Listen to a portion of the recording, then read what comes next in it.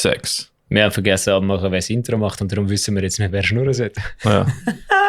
Sag du mal. Ricky. Hallo. Gestern war ja 420 gewesen. Aha. Und ich habe gestern jemanden gehört sagen, dass das aufgehört hat zu kiffen. Mhm. Darum war das das erste 420 gewesen ohne Weed. Mhm. Also einfach nur am Hitler sein Geburtstag. Aha. Schade. Ja, ist es auch. Ja, super, top. Grüezi wohl miteinander. Willkommen, Melzebra, 92. Kleiner Lifehack, heiraten nicht am 20. April. Weil alle eure Kollegen werden dann einfach gerade instantly mit der Frage kommen, haben Sie das Datum extra genommen wegen Hitler sein Geburtstag? Mhm. Anyway, Ricky, kannst du unser schönes Pfeil mal wieder aufmachen, damit ich sehe, was ich eigentlich darüber schnurren will? Ja, bonjour. Wir sind zurück. Sind wir jetzt eine wöchentliche Show? Keiner. Für die nächsten paar Wochen. Gewöhnt euch nicht dran. Nein. Aber durch das, dass wir jetzt nochmal eine Folge aufnehmen und dann nächste Woche nochmal eine Folge aufnehmen. Und dann kommt nochmal eine Folge raus. Nächste Woche. Nein, wir sind jetzt einen ganzen Monat. Monat. Ich bin noch nicht so weit. Alright. Nächste Woche die Folge wird dann wahrscheinlich anfangen mit «Hey! Ihr habt alle gedacht, das ist jetzt die Folge, wo wir vor 2 Folgen darüber geredet haben, dass jetzt wieder eine Folge rauskommt, wo wir schon über gewisse Themen geredet haben. Das ist nicht die Folge, weil die kommt immer noch erst noch.» Ist übrigens nicht Plusquamperfekt, sondern Futur 2 haben wir herausgefunden. Danke Loki, danke Daniela. Hast du beide auch herausgefunden, wieso dass wir plötzlich so viele Streams auf dem hatten? Ich nehme mal an, wir sind irgendwie in eine Bot-Farming reingekommen. Wir sind viele Plays, aber wenig Streams. Von dem im Vergleich. Kannst du mir schnell erklären, was der Unterschied von Play und Stream ist? Keine Ahnung. Spotify for Podcast hat irgendwann eingeführt, dass jetzt plötzlich Plays statt Streams zeigt. Das ist wahrscheinlich, wenn jemand einfach drauf klickt. Streams zählt erst ab 30 Sekunden oder so. Glaub's. Und ist immer noch läuft sehr gut, aber es ist einfach so ein fucking gigantischer Spike, der keinen Sinn macht. Meinst du, das sind einfach irgendwelche Nerds gewesen, die das Gefühl haben, so geil, ein neuer Podcast, der über deutsche Sprache geredet wird, und nachher sind sie böse enttäuscht gewesen? Nein, es ist auch wirklich wahrscheinlich irgendein Wack-Shit. Da hätte man wahrscheinlich Hate-Kommentare bekommen. Ja, eben genau. Sonst hätten wir irgendetwas anderes gesehen, außer die Plays. Aber ja, immerhin. Hallo. Hoi. Öfters da? Ja. Geil. Ja, wir sind wieder da, Metal Server. Neue Folge. A new day. Ricky. A new life. Darf ich dir schnell kurz etwas sagen? Mhm. Die Sachen, die wir darüber reden, die dort stehen, sind eventuell falsch, weil ich habe keine neue Gitarre. Das ist aber im Archiv gesehen, ja. Darf ich dir also schon Wässerli anbieten? Ja, gerne. Aber ja, wir sind wieder zurück. Da wieder mal die Hause. Ist ein bisschen wärmer. Ein bisschen schöner. Und, das heisst, wir hocken mit der kurzen Hose rein. Ja, voll. Ja, bald können wir wieder mal draußen Folge aufnehmen. Das ist auch geil. Haben wir letztes Jahr gemacht? Vorletztes Jahr gemacht? Weiß nicht mehr. Haben wir mal auf dem Balkon eine Folge aufgenommen? Ja, einmal. Einmal in den 4 Jahren, wo wir Podcast machen. Das sollten wir schon wieder mal machen, weil dein Balkon hat schon eine geile Aussicht. Ja, das können wir schon mal machen. Das ist schon nice. Aber ja. Was ist so gelaufen? Erste Woche. Bruder, ich bin komplett gefickt. Same. Mag nicht mehr. So alle, ich habe mir jetzt auch gerade überlegt, alle, die am Auto fahren sind und im Stau stehen und sie in einer halben Stunde aufs WC müssen, werden die letzten 10 Sekunden von dem Podcast wahrscheinlich nicht geil gefunden haben und ich das Wasser so provokativ neben dem Mikrofon eingeschenkt habe. Ich bin auch durch. Ich brauche fast nur ein Wochenende vom Wochenende. Gut, gestern hatte ich einen halben Tag wegen 6 Leute. Ja gut, wir sind aber wir sind auch sau dumm. Mhm. Dass wir den Videodreh am Sonntag machen, ab 12 Uhr. Das ist halt... wir haben, glaube ich, den Termin gesucht vor 2 Monaten und das ist der einzige Tag, was gegangen ist. Für alle. Ja, willst du mir ja nicht sagen, dass das der einzige Tag ist, was gegangen ist? Doch. Du bist der Grund dafür gewesen. Das stimmt gar nicht. Du bist so voll gewesen. Das letzte Wochenende hätte ich alles Zeit gehabt. Aber den haben alle gerade können. Okay. Das haben wir vor 2 Monaten bestimmt. Aber es ist gut rausgekommen. Du darfst mich schon ein bisschen slut-shamen, es ist okay. Ja. Weil ich mehrere Bands spiele. Du bist halt busy, Bruder hat Termine und so, weißt du. Bruder hat gar nicht so viele Termine momentan.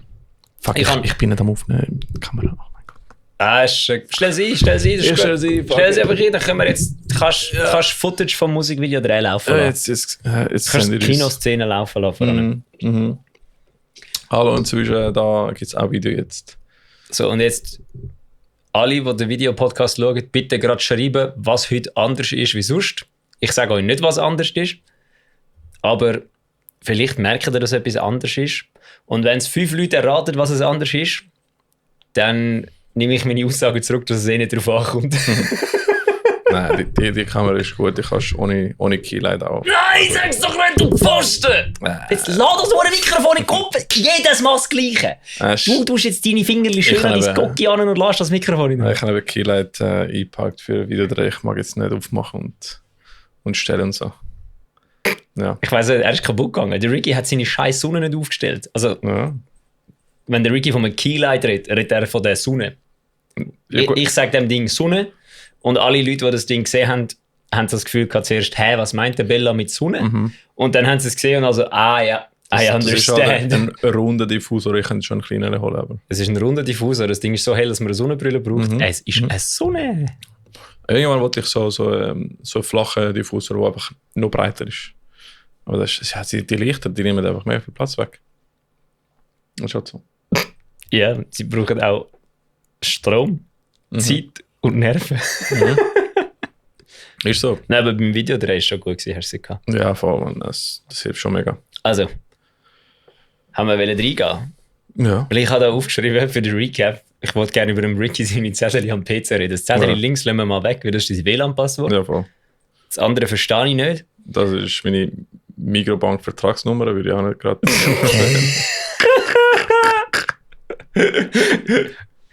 Also die ist ASDFGH 029. Ja, genau.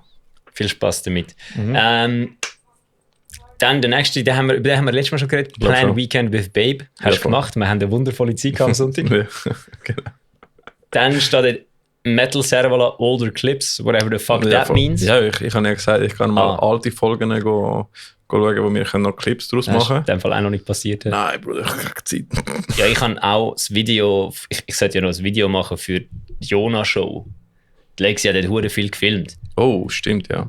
Und du bist ja dort und ich bin einfach nicht dazu gekommen. Und in dieser Zeit, wo ich dazu gekommen wäre, habe ich einfach keinen Bock gehabt, um noch irgendetwas Produktives zu machen. Ja, voll. Nein, ich meine...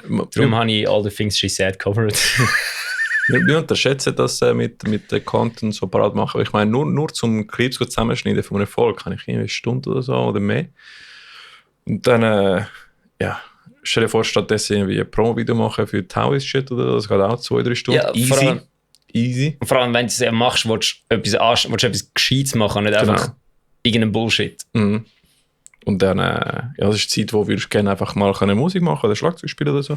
Es nimmt alles halt. Du bist einfach ein Schlagzeug spielen. Ja, ich liebe es. Ist geil. Also, das ist mein neuer Shit. I love it. Und es nimmt halt alles mega viel Zeit. Also falls du findest, hey, ich finde in Folge X Minuten so viel ist lustig, dass könnt ihr einen Clip machen, dann bitte gerne schreibt uns Metal Servala. Yes. Instagram, wie Outlook, metal.servala@outlook.com.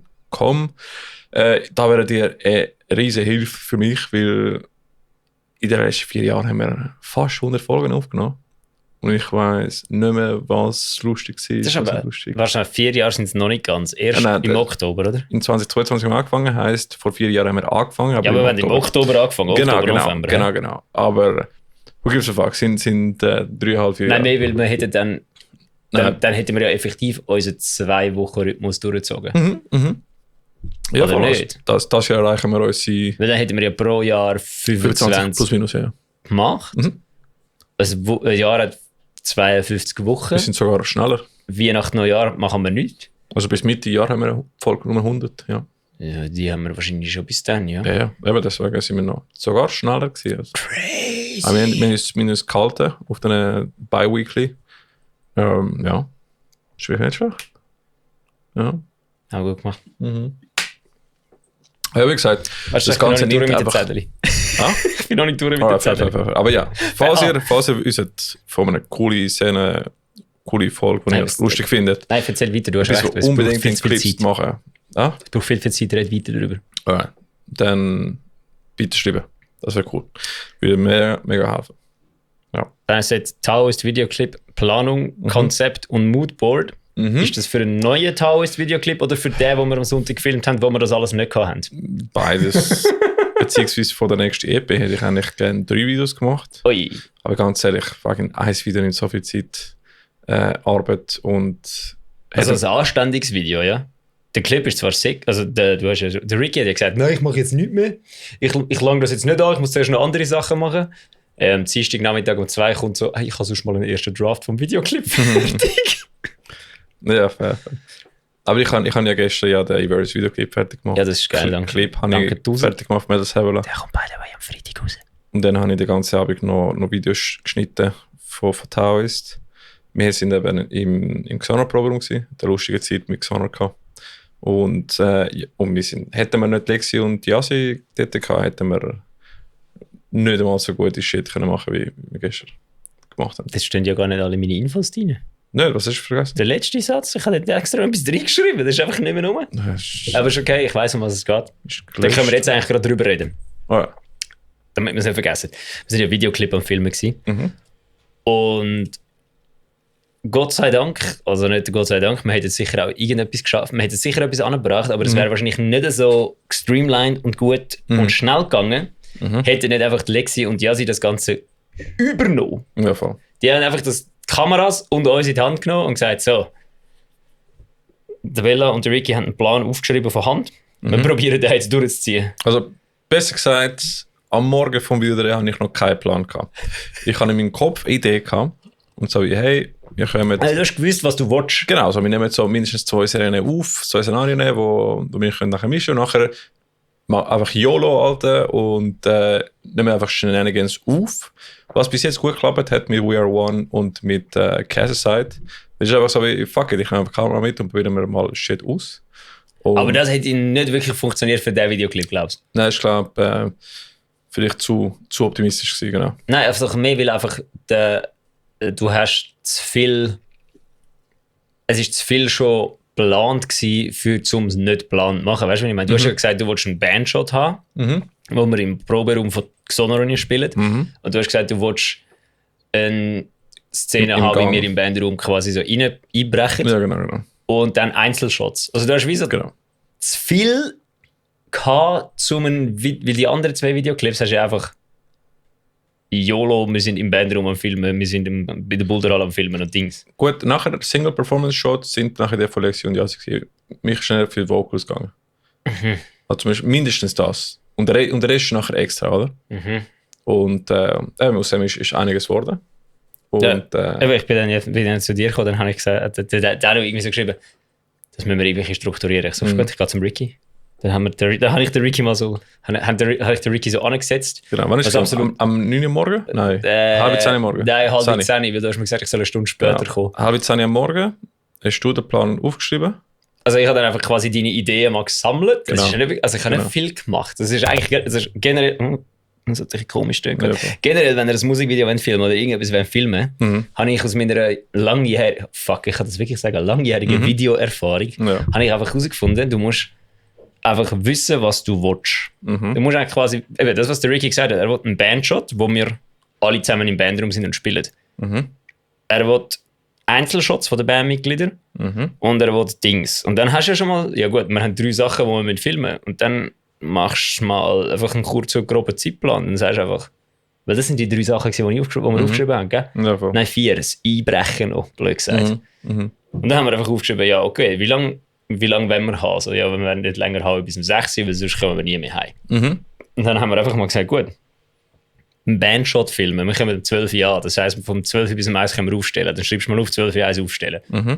Und dann vom 1 bis um Viertel vor 2 haben wir dann glaube ich, aufgeschrieben, dass wir Dings machen, den Bandshot, weil wir haben dann einfach gesagt, wir filmen es 3 Mal und dann wirst du genug Material haben, dass es gut kommt. Ja, voll. Und dann haben wir das auch noch gemacht für die Einzelshots. Und dann haben die nochmal etwas komplett Neues hinzugefügt. Für das ist es eigentlich crazy gut gegangen. Wir haben ja dann nochmal etwas, was gar nicht geplant war, noch reingeschoben. Ja, voll. Und dann haben wir das einfach wirklich so aufgeschrieben, so das und das. Und dann haben wir am Schluss noch eine Stunde Puffer gehabt, eingebaut auch noch. Und dann sind wir wirklich eigentlich nur eine halbe Stunde spät gewesen. Am Schluss mit fertig. Ja, voll. Und dann hast du eigentlich, also eben, generell, wenn du dann einen Plan hast, bist du relativ gut drin, etwas zu filmen, weil du weißt, was du machen willst. Das Einzige, was wichtig ist, dass du den Plan dann auch durchziehst. Und nicht wie viele Leute im Geschäftsleben das Gefühl haben, ja, das Meeting ist eine halbe Stunde, wir haben die und die Traktanten, wir reden jetzt über alles andere, außer über die 3 Traktanten, dann wird das Meeting noch eine Stunde überzogen. Voll. Und nein, du musst dann wirklich einfach sagen, ja gut, wir brauchen 3 Shots. Wir haben die 3 Shots gemacht, dann. Genau. Aber wenn du dann das Gefühl hast, gut, aber wir können nicht einmal einen machen, der jemand das macht. Nein. Wenn du sagst, du machst 3 Shots, dann mach 3 Shots. Außer du bist effektiv nicht zufrieden damit und hast irgendwie dreimal ist dir irgendwie in der Hälfte vom Set das Schlagzeug komplett auseinandergefallen und du musst es abbrechen. Aber wenn du nur 3 Shots hast, musst du einfach sagen, gut, wir haben es. Weil du hast dann immer genug Material zum Arbeiten damit. Ja, voll. Und dann das Gleiche auch bei den Band-Performances, also bei den Einzelshots, dort hast du doch gesagt, dort willst du einfach 2 Shots machen, damit irgendwas kannst du auswählen. Und dann haben alle außer dich 2 Shots gemacht, aber da kommen wir glaube ich später noch dazu.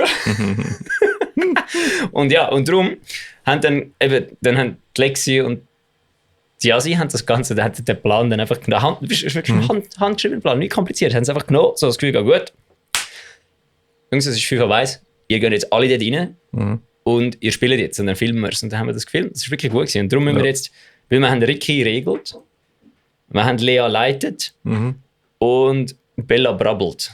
Und will jetzt Brian broadcasted. Brian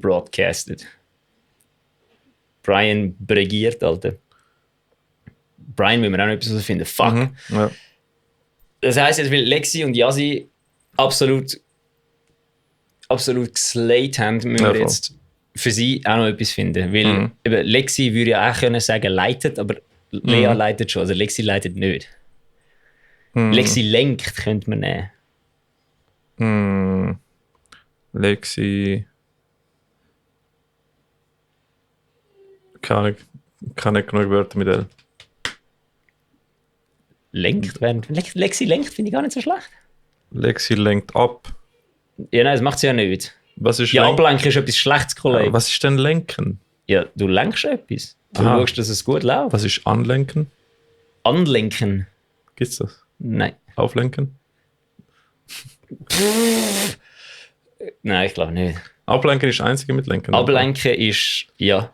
Das ist, wenn du jemanden von einem Task quasi, wenn du jemanden ablenken heisst distracten. Das ist das Gegenteil von lenken. Einfach. Ja, nicht unbedingt. Okay. Weil wenn ich will, dass du nicht zu viel Sonne aufstellst, dann schaue ich, dass ich dich davon ablenke, an die Sonne zu denken. Aber dann nicht das Gegenteil von ablenken, auflenken. Nein. Wie statt ab? Nein, auf. Ich bin mir... Warte, ich google das jetzt.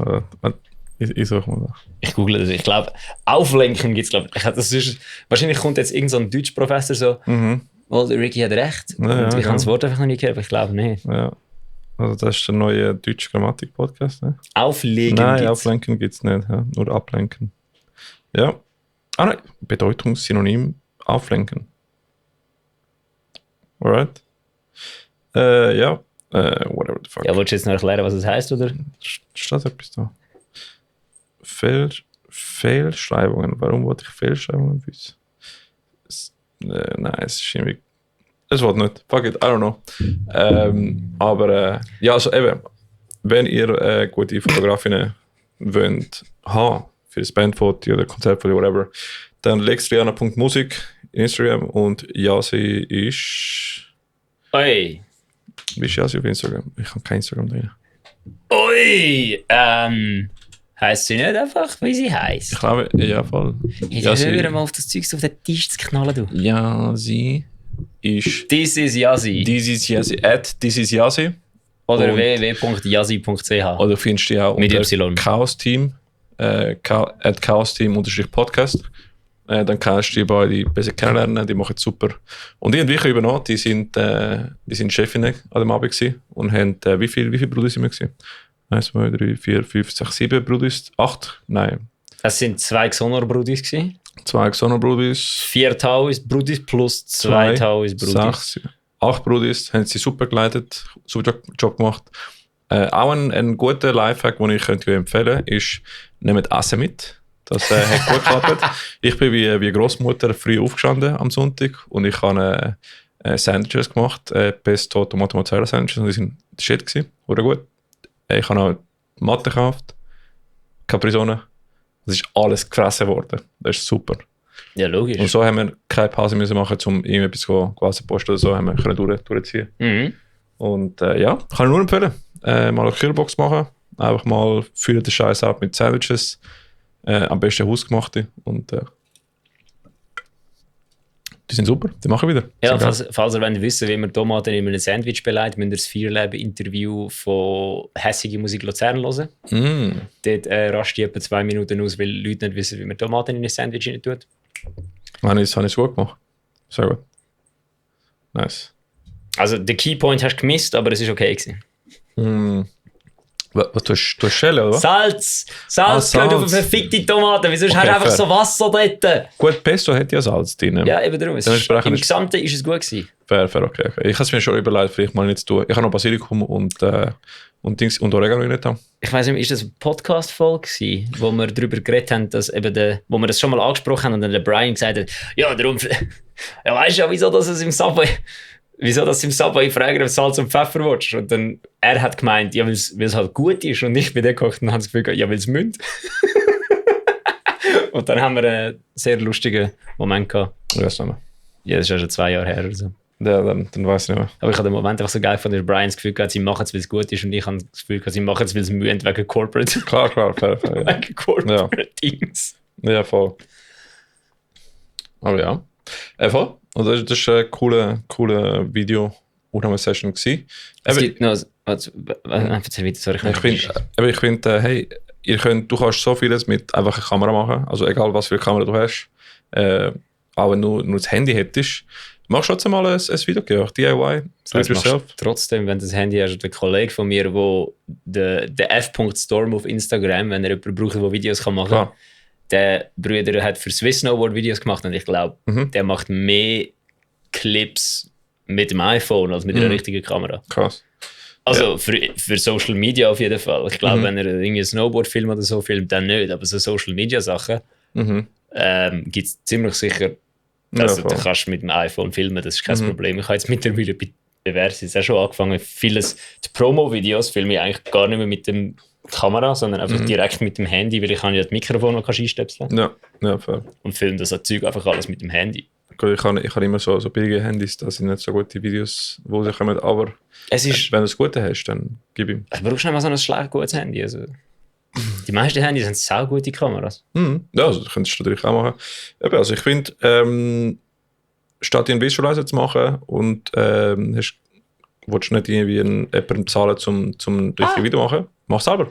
Ja, das ist Dings. Das Calculator-Musikvideo von Eversis. Da habe ich einfach GoPro mitgenommen auf die 4 Shows, die wir gespielt haben. 3 Shows, die wir mit Decreate und Drum by Evil und Lucid Ray gespielt haben. Und habe dann einfach dort ein paar Clips ausgesucht, die einfach so, das sieht noch cool aus, reingeschnitten. Ich habe dort nicht einmal, das hat nicht mal so viel Zeit gekostet. Also ich habe die ganze Show im Baden gefilmt, von hinten. Dann habe ich die genommen und einfach dort, wo Calculator anfängt, den ganzen Clip hineingezogen. Ja. Und dann das andere sind einfach, dass man dort einfach einen Clip hat, der passt vom Video und Bild. Und dann der Rest ist einfach irgendetwas gewesen. Und dann habe ich noch Lyrics darüber geschrieben und dann ist das ziemlich okay gewesen. Geil. Ja, voll. Einfach machen, einfach YOLO, Mann. So habe ich den Cassie-Side-Video gemacht von Towers. Sieht nicht so gut aus, aber ist cool rausgekommen. Ist okay. Ja, ist spannend. Ist gut. Ja, das ist nicht einmal die beste Kamera. Es ist authentisch. Das ist die meiste Musik heutzutage nicht mehr. Nicht mehr authentisch und belanglos. Macht einfach. YOLO, Alter. YOLO. Voll. Anyways. Über das haben wir auch geredet in dem Podcast, der noch nicht rausgekommen ist, weil wir ihn erst nach der nächsten Folge rausbringen. Dass wir einfach mal so Sachen wieder machen. Ich kann schon vergessen, was wir alles dort geschnurrt haben. Ja. Ich muss ja noch editieren. Das ist okay. Ja. Ah, stimmt, du musst noch editieren, du musst noch 2 Sachen rausschneiden. Fuck, stimmt, ja. Gut sagst. Oh ja, stimmt. Ein paar Sachen, die wir nicht dürfen zeigen. Ja. Ja, anyway. Warte, ich habe nochmal einen Zettel. Steuererklärung muss ich noch machen. Die mache ich aus Prinzip immer am 1. April. Die habe ich verlängert aufs Maximum ohne Grund. Das ist Mai, glaube ich. Nein, das ist also September. Nein. So 3 Monate kannst du einfach so machen und sonst für mehr musst du einen Grund eingeben, glaube ich. Ja, Bruder, Ende März. April, Mai. Ende Juni, ja, hast recht. Aber ja, siehst du? Ja, voll. Das muss ich noch machen. Und du kannst es sonst so machen wie ich. Ich mache sie einfach immer aus Prinzip am 1. April. Um ihnen zu zeigen, dass ich sie nicht respektiere, aber doch genug Angst habe vor dem Staat, dass ich die Steuererklärung ausfülle. Ja, letztes Jahr habe So, ich spiele doch euch noch Regeln, aber ich kann euch ja nicht wirklich gerne. Letztes Jahr habe ich es tatsächlich noch rechtzeitig gemacht. Aber dieses Jahr habe ich gefunden, fuck it, schieß mich an. Ich habe es auch natürlich am 30. oder 31. Ist 31. gewesen? Weiß Ja, nicht. Am letzten Tag am Abend gemerkt, so wie fuck, das habe ich noch nicht gemacht. 31. März. 31. März. Und dann habe ich es verlängert.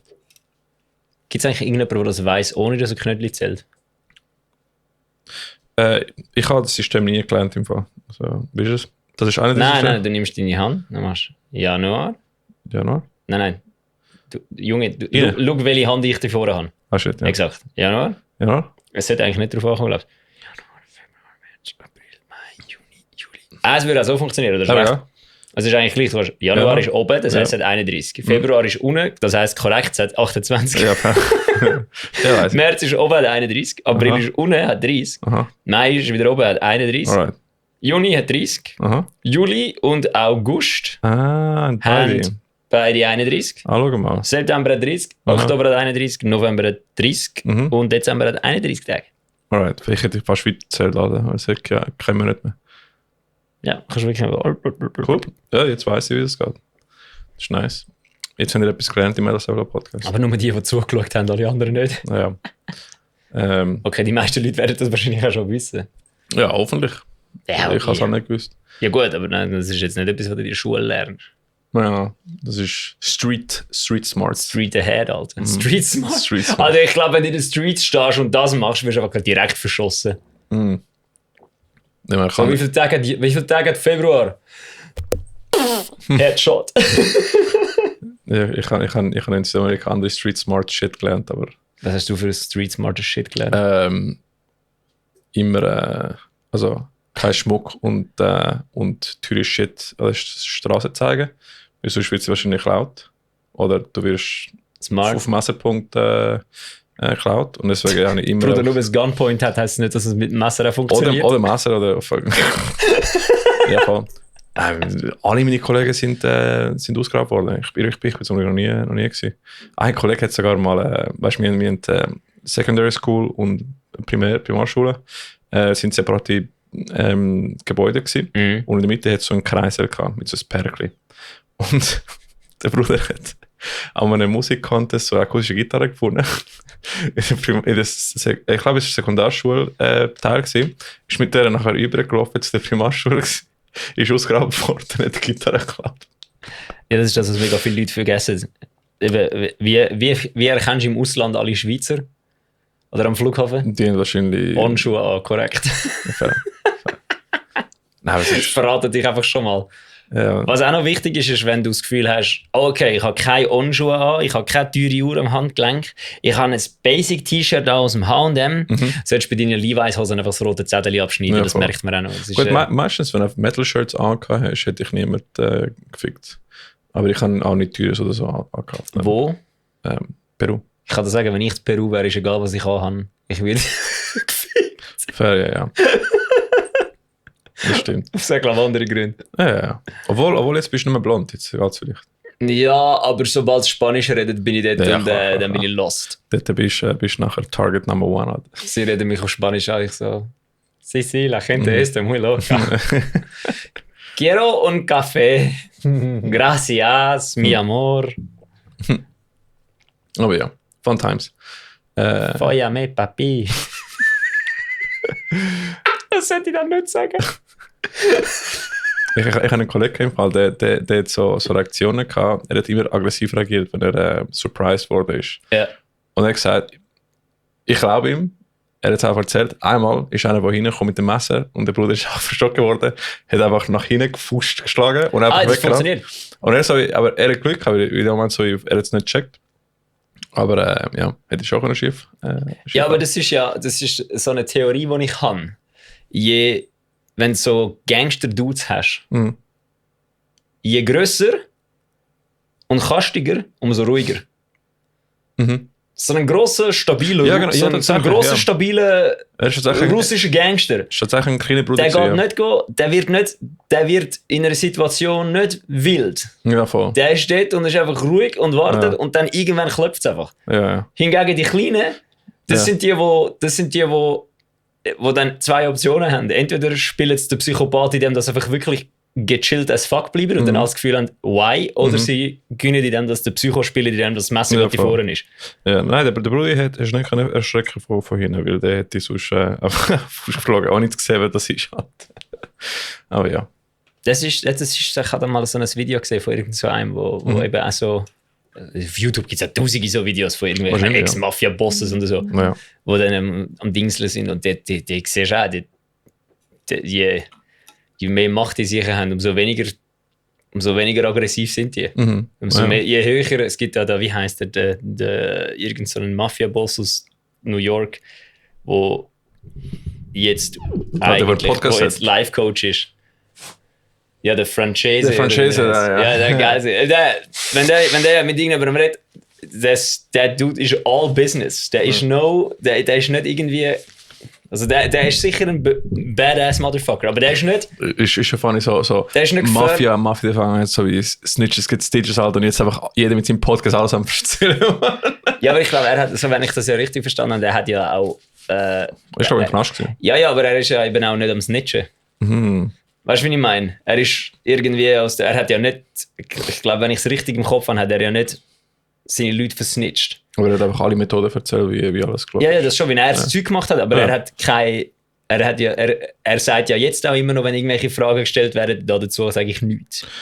Weil er eben sonst Snitches getippt. Also ich glaube, er hat schon mal gesagt in einem Podcast, dass er irgendwie gesagt hat, ja, irgendwie alle, die einen Fick wirklich sind schon tot. Ja, genau, das ist glaube ich auch.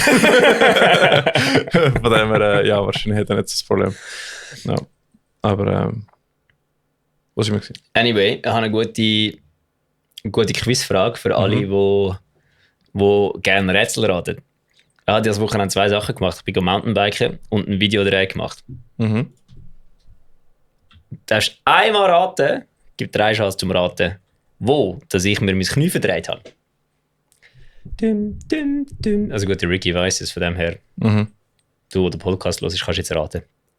Wenn du geraten hast, dass es beim Videodreh ist, liegst absolut korrekt. Ja. Aus diesem Grund habe ich auch nur 1 Take gemacht. Bei meinem Solo-Shot bin ich nämlich irgendwie...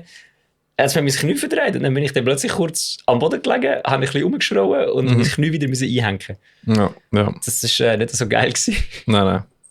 Aber zum Glück kannst du laufen. Das ist schon mal gut. Es ist eben, wie gesagt, das ist mir schon ein paar Mal beim Gitarrespielen ein paar Mal passiert. Genau wenn ich so dumm am Abgehen war, weil dann wahrscheinlich das Knie eben der Druck nicht auf das Knie gegangen ist, sondern so gegen außen und dann hat es so gegen runter und dann hat es einfach so kurz klack, klack gemacht. So voll. So wie ich es ausgesehen so auf die Seite und nachher. Ja, und ich habe auch von einem Arzt bestätigt, sehr lockere Kniegelenke. Also das ist, von dem her macht das schon Sinn, dass das so ist. Ich bin auch froh, ich glaube nicht mehr kaputt, weil es ist jetzt nicht mehr wirklich wehtun. Das ist gut. Also logisch halt einfach durch das, dass es dort den Schlag gehabt hat, von kurz raus und wieder rein. Das ist jetzt natürlich ein bisschen am Nachwehen haben, aber die Bänder fühlt sich gut an, sonst fühlt sich alles gut an. Ja, das ist sehr gut. Ja, nein, wir haben uns schon ein bisschen Sorge gemacht. Außer dem Mike. Mike einfach so, ja, also er läuft ja wieder, also ist alles gut. Aber hauptsächlich, weil Tau jetzt keine Arbeitsgeberversicherung hat. Ja gut, aber ich bin ja nicht arbeitslos, von dem her alles gut. Ich bin versichert, Junge. Einziger Grund, wieso ich einen Job habe, Unfallversicherung. Ja, voll. Das ist schon so nice. Ja. Aber sonst... Es sind ganz grosse Sachen passiert. Ganz grosse Sachen sind passiert. Was ist passiert? Ja, Live Nation. Ich habe mir noch nicht ganz gecheckt, was es war. Du hast nicht gecheckt, was es war? Also... C-Ticket, sagt dir das etwas? Oder Ticketmaster? Also beides, ja. Ja, Ticketmaster ist ja eine Firma. Ja. Ist ja eine Firma und Live Nation ist ja eine Firma. Ja. Und die arbeiten mega nah zusammen. Also eigentlich sind ja alle Live Nation Konzerte werden über Ticketmaster verkauft, oder? Sind die nicht mal in einem Merger zusammen gewesen? Bro, das ist die gleiche Firma! Aber genau, deswegen. Es ist ein Merger vor 4 Jahren oder so. Ich weiß nicht, ob es ein Merger war oder was auch immer. Auf jeden Fall ist die gleiche Firma. Und jetzt ist in Amerika vor vor dem Wirtschaftsgericht, oder wie auch immer das heisst, entschieden worden, dass Live Nation und Ticketmaster ein illegales Kartell ist, weil sie einfach alles aufgekauft haben und die einzigen sind. Und ich glaube, in Amerika ist es glaube ich noch ein bisschen verrückter bei uns. Aber das ist noch crazy. Ja, nein, das habe ich schon mal gesehen. Dass der amerikanische Staat eingreift, musst du wirklich dumm tun, weil die sind ja Capitalism. Hell yeah! Also, dass die nicht eingreifen, musst du wirklich dumm tun. Ah, die sind sogar im 2010 sind die gemerged worden, Ticketmaster und Live Nation. Ah, damn. Das ist schon krass. Ja, die hat das schon. Und das ist jetzt noch geil. Also, das ist noch lustig. Ich weiss es, mich hat es wenig gelesen. Ich habe nur gesehen, die Headline gelesen und dann das Gefühl gehabt, funny. Ich glaube, Cardcore Report hat ein bisschen mehr darüber geredet. Ich habe es noch nicht gelesen. Aber sonst können es gar nicht. Ich habe auch keine Zeit gehabt zum Scheiße. Ich meine, es läuft so viel. Es läuft alles auf das raus. Es ist alles am Schluss nur noch ein Monopol. Es gehört alles am Schluss eher 3, 4, 5 reiche Leute. Jetzt fangen wir wieder an. Es gehört alles am Schluss 3, 4, 5 reiche Leute, die sagen, ja, wir haben alle Arbeit können auslagern zu AI. Und nachher am Schluss hat keiner mehr einen Job. Ich habe so ein bisschen Headline-Fatigue im Fall mit der Iran-Krieg und fucking AI. Ich mag nicht mehr. Und alles ist scheiße und ist so. Ich habe jetzt mittlerweile so eine Kurzschlussreaktion, wenn ich irgendwie auf Instagram bin oder sonst irgendetwas und ich sehe so auch nur etwas, wo in die Nähe von so einer Headline kommt, rühre mein Handy weg. Ich rühre es wirklich gut. Same. Also mag nicht mehr. In letzter Zeit ist es wirklich einfach so wie, hey, ich wollte einfach Escapism. Der letzten Termin sind einfach nicht, Mann. So, ja, die Welt ist scheiße, ja. So, ja, ich sage nicht, dass ich das gut finde oder dass ich das unterstütze, aber ich mag einfach nicht mehr. Ja, ich mag nicht mehr. Ja, kann man nicht einfach ein bisschen chillen? Kann man das nicht mehr geben? Ich kann auch nicht den Rest von meinem Leben durch die Welt gehen und fragen, ist das AI? Ja. Alter, still. Ah. Ja, schon nur beim Suchen für jemanden zum Artwork machen für Taoist EP. Ist wirklich, Bruder, ist einfach so wie, jedes zweite Bild, das du siehst, sieht nach AI aus. Und so wie, ich habe das Gefühl, in 5 Jahren hat einfach keiner mehr. Aber die AI, das muss jetzt dann langsam auch crashen, weil so offensiv wie AI in alles reingedrückt wird und alles dir aufgeschnurrt wird. Es ist ja wie, also, es wird dir ja so offensiv aufgeschnurrt, dass es offensichtlich keiner will wählen. Weil sonst würde es ja nicht, also sonst würde ja nicht jeden zweiten Tag irgendwie Windows dich fragen, wieso du jetzt nicht Copilot brauchst. Es ist einfach so, die haben alle viel zu viel Geld investiert für etwas, was sie das Gefühl haben, das wird nachher geil und nachher ist es nicht geil geworden. Und jetzt sind sie irgendwie noch ihre Ärsche am probieren zu retten. Und das Schöne an der ganzen Sache ist, es wird dann die ganze Bubble platzen, es wird die Börse crashen und wenn die Börse crasht, wer zahlt das dann? Richtig. Nicht die den Börsencrash verursacht haben. Ja. Amazing. Love it. It's all bullshit, folks, and it's bad for you. Ich hätte nie einen Wirtschaftsabschluss machen. Es ist wirklich, du schaust in die Welt aus und denkst nur so, fuck me, es kann ja gar nicht funktionieren. Ja, das Lustige ist, wenn Betriebswirtschaft ja lernst, oder? In einem Studium. Und nachher lernst du alles, was du nicht machen solltest. Und dann gehst du raus schauen, wie es alle machen. Das machen alle genau so, wie es in den Sachbüchern eigentlich steht. Ja, das ist das Risiko, wenn das und das passiert, das solltest du nicht machen. Alle machen genau das Gleiche. Ja, weißt du wieso? Weil sie noch ein bisschen Geld scheffeln. Ja. Ich bin für eine Quote. Willst du den Lifehack haben, um jede BWL-Prüfung bestehen? Sagst einfach, ja, wir gehen rein, ich bin ein Consultant, wir tun einfach Kosten reduzieren und Gewinn maximieren und Kosten reduzieren. Stellen schneiden, weg da, das brauchen wir nicht. Also das Beste ist, ich habe jetzt neue Dings. Ich bin für eine Quote. Aber es ist die VWL-Quote.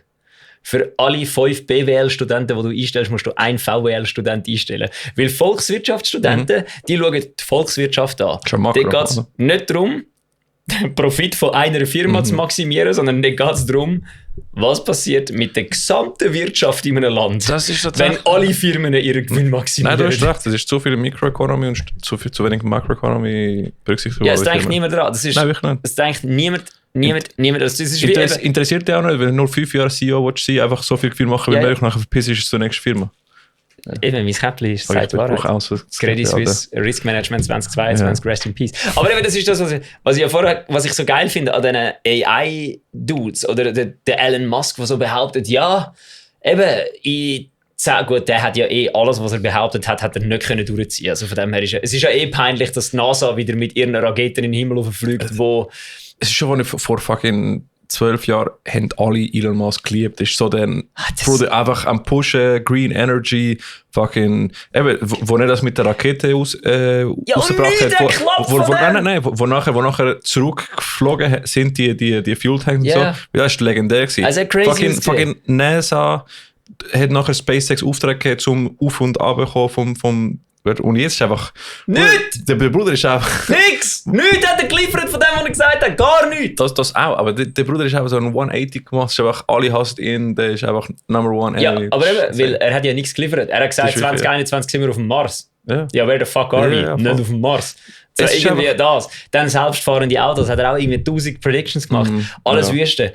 Dann hat er eben gesagt, dass die NASA mit seinen Raketen hochfliegt. Die NASA fliegt wieder mit der Space Shuttle Raketen. NASA hat das Artemis-Zeug mit der Space Shuttle-Rakete nicht aufgejagt. Wow. Die gibt es seit fucking den 60er Jahren oder so. Oder den 70er, 80er. Mhm. Ja, ist crazy. Ich habe hohe Hoffnung für die Boring Company, aber das ist auch nicht passiert. Ja, Bruder, ja, logisch. Eben, weil der Elon Musk ist... Das war einfach ein Schnurri. Er ist ein BWL-Wichser. Er ist einfach ein BWL-Wichser. Und was eben geil ist ja, wie all die AI-Leute dann so sagen, ja, und dann wird AI... alles automatisieren und dann ist alles automatisiert und niemand muss mehr arbeiten. Und das Beste ist ja, gut, aber wenn es dann nicht ein Universal, also wenn es dann nicht ein gesichertes Grundeinkommen gibt, dann haben ja alle die hohen Milliardäre, die all die Firmen gehören, ein Problem. Wenn es kein Grundeinkommen gibt, kann niemand irgendetwas kaufen. Ja. Das heisst, sie bekommen kein Geld. Ja. Nein, weißt du, das lustige ist, habe ich nochmal ein Video gesehen von wegen, irgendwie, es ist schon der... Kennst du 30 under 30 bei Forbes? Oder die Liste von den 30 reichsten CEOs oder the fuck, unter 30 und so. Ich glaube, das ist schon der 6., wo hinter Bars ist, wegen irgendwie Scam-Bullshit oder whatever. Verurteilt auf 52 Jahre im Knast oder so, whatever the fuck. Das ist einfach alles in Scam. Also alle 30 under 30 sind einfach so Scam-Shit. Oder einfach ein Bruder von Indien, der einfach richtig genius as fuck ist und wirklich fucking... Oder du hast vergessen, schon als 30 before 30 auf die Welt gekommen. Klar. Ja, voll. Ja, genau. Der Alligator hat ja einen Song darüber geschrieben. Schon. Der letzte... Oh, fuck. Auf welchem Album war es? Es war nicht auf dem Triebwerk-Album, es war auf dem eins nachher. Dort hat er einen Song geschrieben, der heißt «Musik ist keine Lösung». Und dann geht es eben darum, dass all die Friedensliedli-Singer und so eigentlich gar kein Interesse daran haben, dass Frieden ist. Mhm. Weil, wenn Frieden wäre, würden sie ja die Lieder gar nicht mehr brauchen, also wären sie alle arbeitslos. Ja. Das ist noch ein recht interessanter Take, finde ich. Aber das Gute ist ja, Frieden wird nie passieren, von dem her, fuck it. Punk wird es nicht geben. Ja. Punk wird es nicht geben. It's all bullshit and it's bad for you, Alter. Deswegen haben wir so gern... Richtiges Leben. Legen wir so gerne einen Hyperfokus auf unsere lokale Metal-Szene, so dass wir einfach ein bisschen Escapism haben und einfach mal können mal cool Shit machen, cool Shit leben und einfach mal unsere Grassroots-Movement schätzen. Ja. Willst du mit diesem nächsten Thema weitermachen? Videoclip du, Juan? Nein, das haben wir ja schon gehabt. Ja, haben wir ja. Tatsächlich, ja, ich habe noch nicht Jingle gemacht, auch in einem neuen Segment. Der heißt We've Got Mail. Oder, ich mache kurz einen Jingle. Ja. Bing, bing! Und dann... So, ich bin auch noch nicht sicher, soll es We've Got Mail haben oder wir haben Mail, Bruder. Das ist Englisch, oder? Ja, wir haben Post. Post ist da! Oh mein Gott, Post ist da! Dann kannst du so deine Leute aufnehmen. Bing, boom! Der Pöstler. Der Pöstler ist da. Post ist da. Pöstler? Post? Post ist da. Oder ich sage Post ist da, nicht der Pöstler ist da. Gibt so einen Spruch oder so, wie kann ich etwas mit Pöstler oder so auf Schweizerdeutsch so mega bekannt oder nicht? Nein. Ja, wenn du eine Familie hast und ein Kind sieht nicht aus wie die anderen Kinder, das heißt, das ist vom Pöstler. Eben, das ist schon wieder Milkman, oder? Ja. Okay, für den Pöstler. Das heißt, das ist vom Pöstler. Geil. Aber nein, eigentlich nicht. Ich würde einfach sagen, Post ist da. Das sagst du immer. Post ist da. Post ist da, hat der Pöstler früher, glaube ich, gesagt. Das sagt immer noch im Fall. Bevor ich auf die Welt gekommen bin. Ja. Im Fall, immer wenn der Post kommt, im Fall. Ich wohne jetzt, glaube ich, seit 4 Jahren da. Mhm. Und ich check immer noch nicht, ob ich lang drücken und reden oder drücken, loslassen und reden. Und ich habe das Gefühl, niemand versteht mich einfach und ich mache einfach immer die Tür auf. Ja, bei mir ist es so, wenn es läutet, Mhm. muss ich wirklich säckeln, bevor die nicht schon wieder losfahren. Ja, das auch, ja. Und inzwischen, also ich bin oft im Homeoffice. Inzwischen tun sie nicht einmal klingen. Und wenn ich auf etwas warte, ich muss einfach Ja, auf logisch. Die haben auch keine Zeit mehr zum Post austeilen, weil sie einfach alle Stellen streichen, überall einsparen und einfach das Gefühl haben, also die letzten 3 Jahre haben wir für das Gebiet 3 Mitarbeiter gehabt. Mhm. Ja, zum effizienter arbeiten haben wir jetzt nur noch 2. Mhm. Ja, logisch tut das deine Effektivität in die Höhe, weil dann die 2 einfach mehr Päckchen verteilen, Post aber nicht- dass es länger geht. Ist Post nicht halb privatisiert? Keine Ahnung, Alter. Nein, ist doch... Nein, SBB ist, glaube ich, halb privat. Nein, ist auch ein Bundesbetrieb. Aber nicht komplett. Ich glaube, SBB ist SBB ist ein halb Bundesbetrieb. privatisiert. Und Post... vielleicht ist Postfinanz, wo halb ist. Warte, nochmal schauen. Schweizer Post. Post vom Staat oder nicht? Oder nicht? 100% im Bund. Genau. Okay. Sie agiert im freien Markt, hat aber Auftrag zur Grundversorgung. Alright. Postfinanz gehört Staat oder nicht? Staat. Und Postfinanz. Der SBB gehört dem Bundesrat, wenn ich das richtig gesehen habe. Ja. Ich habe gemeint, es war halb privatisiert. Halb privat oder nicht. Schweizerische Bundesbahnen gehört zu 100% der schweizerischen Eigenschaft. Sie ist eine spezialgesetzliche Aktiengesellschaft des öffentlichen Rechts, deren Aktien vollständig im Besitz des Bundes sind. Aber das ist von AI generiert, weil du ja Gottverdammt heute einfach nicht normal kannst googlen. Von dem her kann es einfach falsch sein. Obwohl, ich muss sagen, ich finde die Funktion schon noch cool.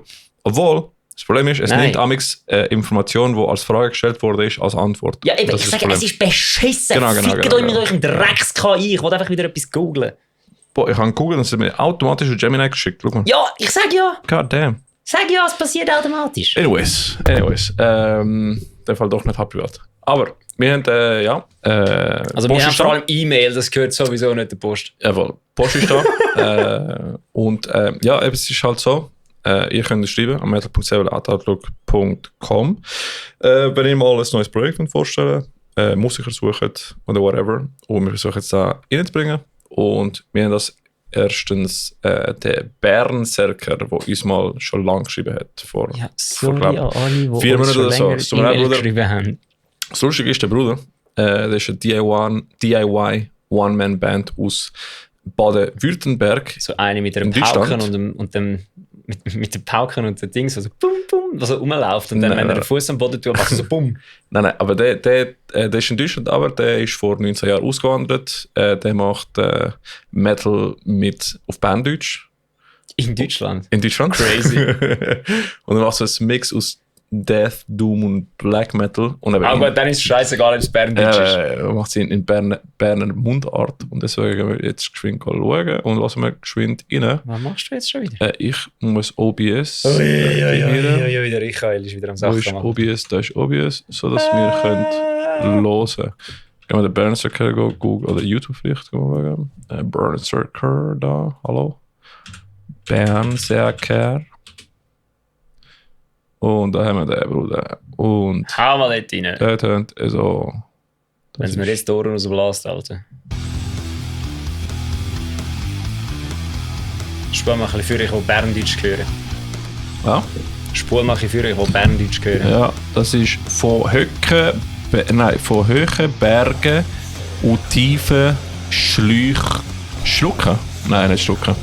Höhere Berge, tiefe Schluchten. Schluchten, nicht Schlucken. Aber Okay. man kann es fast nicht... Von hohen Bergen und tiefen Schluchten. Ja, von höheren Bergen und tiefen Schlucken wäre wahrscheinlich dann auch der Titel von einem schlechten Porno. Alright, fair, ja. Ja, Berndeutsch kennst du nicht so. Mach mal ein bisschen lauter, ich glaube schon. Das ist weiterführen, nicht lauter. Mal, Mal ein Witz. das tönt jetzt nicht wie der Danu, aber... Doch, das tönt wie Hack. Doch. Aber wenn du 19 Jahre in Deutschland wohnst, gehörst du trotzdem mit Schweizerdeutsch. Das ist, glaube ich, sogar wahrscheinlich ein Berndeutsch. Bild aus Deutschland, so wie es aussieht. Das könnte sein. Ja. Aber ja, Shoutout Berserker, cool, machst du noch weiter Musik. Yes. Auf Berner Mundart. Voll. Ja, mach die Deutschen nieder. Genau. Nein, du kannst dich jetzt nicht das zeigen. Nein, das zeige ich nicht. Okay. Ich zeige nur Berserker. Dann, nochmal. Alle fragen sich jetzt, was es ist, was man nicht zeigen kann. Und Nochmal, die werden es nicht herausfinden. Das sind unsere Pimmelbilder da, die im Hintergrund stehen. Nein, jemand, der uns auch geschrieben hat. Auch Über das haben wir auch geredet im Podcast, wo erst in 2 Folgen rauskommt. Pimmel? Pimmelbilder, ja. Ah, fair, ja, okay. Das ist gut. Freut euch auf Folge Nummer 94. Ist das jetzt 92? Das ist 92? Ja, dann 94. 94, perfekt. Genau. Uns hat die Novara Nix geschrieben, beziehungsweise Tanja ist die Person hinter dem Projekt. Das ist ein neues Metalcore-Metal-Projekt, wo sehr cool tönt. Produziert von Mixed Signals. Sie machen es sehr gut. Und es ist eben, ja, es ist heavy as fuck, melodisch, finde ich cool. Sie macht schon länger Musik, Goddammit, ich kann nicht reden. Sie macht schon länger Musik mit dem Dark Pop Projekt Barani. Ist schon lange unterwegs. Und das ist die neue Sidequest im Metal-Bereich, die sie macht. Oder Hauptquest, who knows. Voll. Sie ist übrigens auch am Ruination Metal Fest 2026 dabei. Also, check it out. Ja, wir hören mal einen neuen Song. Ist im Fall okay, dass du nicht kannst reden. Du bist ja nur im Podcast am haben. Ja, genau. Und das ist Lost in the Dark von Novara Nix. Lassen wir rein. Stabil.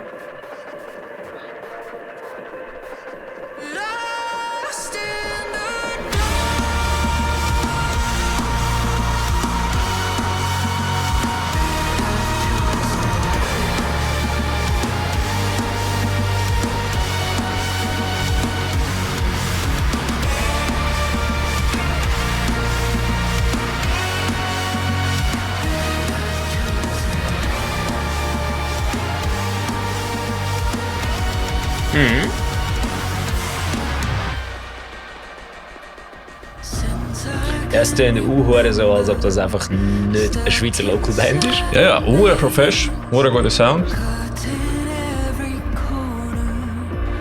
Ja, die Mixed Signal Boys, ihre Mixes sind einfach international Level im Fall. Sind Also ich meine das Songwriting, nicht nur der Mix selber. das auch. Ja. Ja, Also die brutale ganzen Stimme. Layers und Synthes und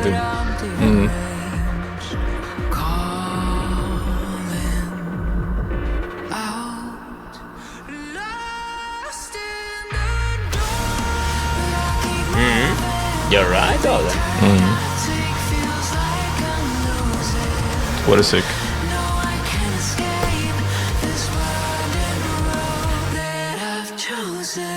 So, what a Spirit Box Vibes, Alter. Ja, ich wollte nicht jede Metalcore-Band mit einer Sänger, die modernen Metal macht, mit Spiritbox vergleichen, aber ja. Es ist vom Vibe her schon die Richtung, oder? Ja. Und, Ja, es tut mir mega leid. Alle, aber nicht jede, weil ich meine, du hast auch Dying Wish-Style, wo andere Spiritbox. Du hast auch, Dying Wish machen nicht modernen Metalcore. Sie machen moderne Oldschool-Metalcore. Sie sind eine neue Band, die Metalcore macht, aber sie machen nicht voll. modernen Metalcore. Und wenn ihr einen coolen, nicht Insider, aber wenn ihr die Band Peer Pressure hört, es tönt im Fall wie die verlorene Schwester von dem Mick von Expello. Ich habe ein paar Peer Mal, Pressure ist so gut. Alter, ich habe ein paar Mal Peer Pressure gehört und habe gemeint, boah, ein neuer Expello-Song. Weil es tönt wirklich so wie der Mick im Fall. Das ist wie geil. Also, Umi Du oder weißt schon. Sandrine, make it happen. Peer Pressure in der Schweiz mit Expello. Ja, Let's Mann. go. Weißt Let's du, go. Oder wer auch immer Shows organisiert. Ja, voll. Können andere Leute Johnny, sein. du kannst auch machen. Einfach alle. Ja, Mann. Einfach irgendjemand, der Show organisiert. Die sind, glaube ich, von Kanada, oder? Peer Pressure schreiben, da hinholen, Expello mitnehmen. Ich glaube, Peer Pressure sind von Quebec. I oder have so. no fucking idea. Alter. Letztens habe ich im Fall mit dem Sänger von Downstater einen Podcast gelesen auf Französisch. Ich habe 50% verstanden, aber ist schon noch geil gewesen. What? Ja, ich schick's dir mal. Ja, ist gut. Können wir Französisch zusammen üben. Oh ja, So machst du noch war gut, nichts. Ich freue mich mega auf den Hat Ruination Subtitles. Nein, Ja, glaube dann bin nicht. ich am Arsch. Vielleicht hat der AI Auto-Dubbing-System. Oh fuck, das ist auch, Alter, hör auf mit dem. Das triggert mich auch so. Ja. Gehst auf YouTube, dann ist alles Deutsch angeschrieben, Ja. dann gehst du auf YouTube, dann ist einfach so ein scheiß AI-Audio-Track drauf, so, fickt euch, Alter, fickt euch. Ich habe nicht Englisch gelernt, um jetzt müssen mich von einem fucking Internet-Browser babyen lassen. Ja, Fick ja. dein Knie. Gang die einfach ficken, lass mich doch mit Englisch. Und weil der Audio-Ding kannst du dann umstellen, dass es das nicht mehr macht. Aber Titel nicht. Aber Also, Titel wir, nicht. Wir haben schon mal drüber Alter, gehabt, der ja. startet einfach so absoluten Scheissdreck. Wir haben schon mal drüber rantet, aber das kackt mich an, weil ich schaue eben auf 3 oder 4 Sprachen Videos und es kackt mich an, wenn ich nicht im Voraus weiss, was es ist. So, Ja, so das ein startet irgendetwas. Ja. Voll. Das ist wirklich nicht cool. Aber ja, Da Novara wird jetzt stehen, Novara nix. Verloren in der Dunkelheit. Ja, Aber ja, eben, check jetzt mal ab. Eben, ich freue mich am Ruination Metal Fest. Das Jahr bin ich hoffentlich dabei. Yes. Voll. So, ich beruhige mich jetzt und rante nicht mehr so viel. Du musst rechts über, dort ist Fuck. das Ding, das wir bin anschauen. ich? Korrekt. Genau. Und dann Daniela von Ticket to Nowhere hat uns geschrieben, merci vielmals. Sie hat die letzte Folge eben gelost. Und sie hat uns bestätigt, als ehemalige Primarschullehrerin, dass es Futur 2 war und nicht Plusquamperfekt. Merci vielmals. Der Luki hat es auch bestätigt von Gate Effect. Auch danke, Luki.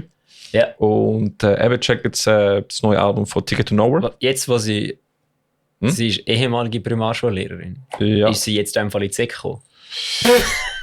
Wahrscheinlich. Nein, das Voilà. ist mehr mein Joke, weil meine Schwester ist ja 26 und immer noch in der Primarschule. Ja. Ja. Faktisch gesehen nicht falsch. Ja, es ist, könnte man sagen, sie ist zurückgeblieben. Irgendwie. Ja, ist halt Nein, das nicht, aber sie ist Lehrerin. Okay. Aber ja, nein, eben, Ticket to Nowhere hat ein neues Album draussen, heißt Fractals. Würde ich auch mal reinhören. Gehen wir schauen, was es gibt. Ticket to Nowhere. Und. Das versiehen wir nicht. Ist Game Control da? Ist es der? Ah, da, der neue Videoclip vor 3 Wochen. Ja, let's go! Der ist Sieht We Are stabil No aus. Superheroes. Oh, das klingt kompliziert.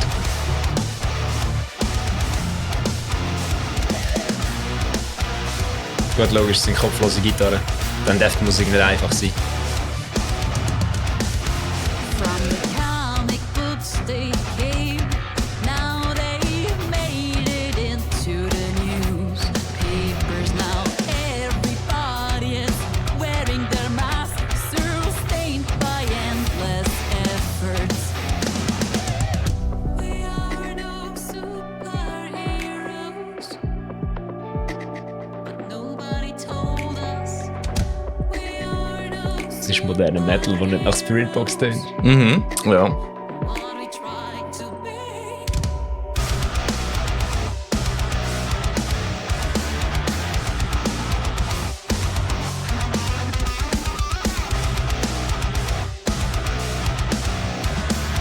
Ist geil. Nach was willst du denn? Keine Ahnung, ich habe zu wenig Berührungspunkte mit. Das tönt jetzt Uhren nach. Oh fuck, wie heisst die Band? Die Vocals vor allem. Nach dieser österreichischen Band, die mit diesen Hey, sie haben eine Choreografie drin sogar. Sockenpuppen macht. Ich finde, mich kackt die ganze AI-Animation an, muss ich sagen. AI ermöglicht schon, dass du mit wenig kannst vieles machen, aber der finde ich mega ablenkend. Ist es AI? 100% ist das AI. Ähm, Ist nicht Dingstag. ist in Ordnung. Ja, aber gibt Schlimmeres. Nein, schlimm ist nicht. Einfach. Aber ja, nein, ich finde, du kannst vieles mit AI machen. Mich turnt es einfach komplett ab, wenn ich AI-Animationen sehe. Auf Videos. Was soll ich Ja, sagen? fair. Aber ja, Easy. aber ist cool. Das ist geil, ja. Cool, ja. Aber was, keine Ahnung, ich weiß nicht, was. Rein. Die Vocals haben mich jetzt wirklich an so eine Band erinnert, aus so einer österreichischen, wie heissen die sicher? Österreichische Mhm. Band Ja. Sorrow? Nein, die der einzige, Sorrow hatte keine Frau drin. Österreichische Band mit der Frau. Die haben irgendwie so ein Video, was mit so Sockenpuppen spielen. Das ist, Sockenpuppe? ja. Hm. Die machen aber irgendeinen komischen Mix aus Schlager und Metal. Schlager und Metal. Ja, es ist... Das kann ich nicht. Me Warte don't schnell, ich know. habe es glaube gefunden. Ja, Mann, was... Nicht Adi, nein. Adidas. Nein. Tracksuit. Nö. Ah, es war wieder einfach irgendetwas gewesen. Ich gehe einfach mal auf YouTube und suche nach Austrian Metal Band. Dann kommt sicher Austrian Death Machine. Ich hoffe es nicht. Hä? Ja, Ricky, du musst jetzt schnell übernehmen. Ich bin da am Suchen. Ich bin nach dem Putzen. Ja, du musst einfach mal... Ah ja, das ist mal ein neues Segment. Bruder, ja. Austrian Bosch. Death Machine ist das erste, was kommt. Bosch ist da. Ja. Ah, die heißen Kontrast. K-O-N-T-R-U-S-T. Noch Oder nie das haben davon mich die Vocals ein gehört, bisschen erinnert. Hoppala. Hoppala. Hoppala. Nein, aber cool. Gut, ich finde vom Sound her sehr authentisch. Ich finde so kein Vergleich zu einer anderen Band aktuell. Danke. Ja, cooler Sound. Check es mal ab. Und jetzt schauen wir, Releases haben wir eigentlich die gleiche, die wir jetzt schon erwähnt haben. Ja, Bosch das ist ist so. da. Das Einzige, was neu ist, dass die neue Single von Versus am Freitag rauskommt. Ja, Mann. Wie haben wir es gesagt? Folgt uns geht auf Spotify. Freche Selbstpromo. Wir müssen mal so ein Bild machen. Freche Einfach so, Selbstpromo. einfach so, Bella, Ricky, jetzt haben wir mal eure Fresse, wir haben langsam genug von euren Bands gehört. Ja, voll. Ja, das wäre lustig. Ja, das kommt mit dem Musikvideo von Ricky, das ist ja eigentlich, Mann. der Song ist ja schon draussen, aber der Musikvideo noch nicht. Von Ja. daher müsst ihr den alle schauen. Ja, voll. Easy, ja, ey, gehen wir weiter. Haben wir Mühe gegeben. Ja, Das ist wirklich gut, muss sagen, ist stabil, Bruder. freut mich. Stabil, Bruder. Voll. Dann gehen wir mal geschwind zu den Konzerten, die in der nächsten Zeit so kommen. Und zwar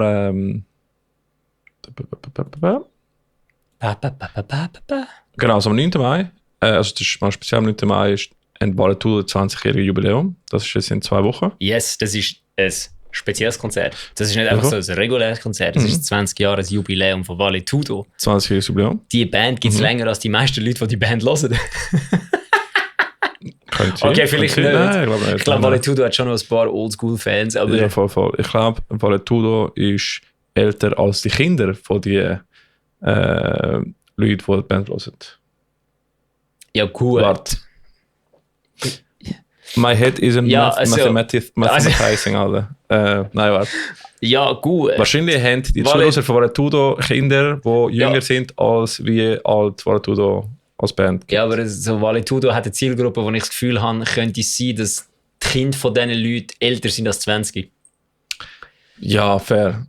Also vielleicht haben Kinder von den Kann das für eine Valetudo-Zuhörer... Nein, fuck. Jetzt habe ich das Pfad verloren. Okay, Ricky, willst du Anyways, einfach mal 20 schnell auf Jahre. dem PC3? 20-jähriges Jubiläum von Valetudo. Voll Hardcore aus der Schweiz.